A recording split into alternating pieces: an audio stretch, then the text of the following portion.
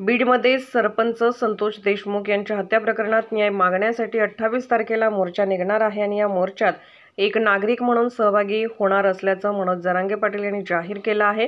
तर या मोर्चात कोणीही राजकारण आणू नये असे माझे मत असून एका लेकीने आपल्या वडिलांसाठी हाक दिली। कुणाला आमंत्रण असो वा नसो, कोणत्याही पक्षाच्या नेत्याने आमंत्रण नाही असं म्हणू नये।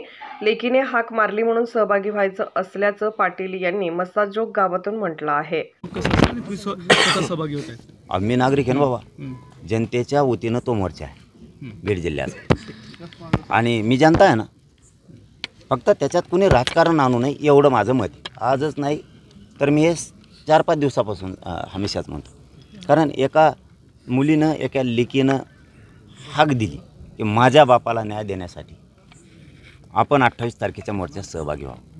मग कोणाला आमंत्रण असेल कोणाला नसेल, हे काय आमंत्रणाच्या दिवशी काय इथं काय वेगळं काय आहे का? इथं एका लेकीनं हाक दिली, तुमची लेक काय आणि या गावची लेक काय एकच, म्हणून कुठल्याच पक्षाच्या नेत्यांना असं म्हणू नये आमक्याने केलं तमक्याने बोलवलं आहे। सगळ्या पक्षातल्या नेत्यांनी या लेकीची हाक मारली, तिच्यासाठी सगळ्यांनी धावून यावं। तिच्या बापाला ती न्याय मागते आणि आपली जबाबदारी आहे पक्षाच्या पलीकडे जाऊन त्या मोर्चात माता मावल्यांसह महिलांनीसुद्धा प्रचंड संख्येनं यावं।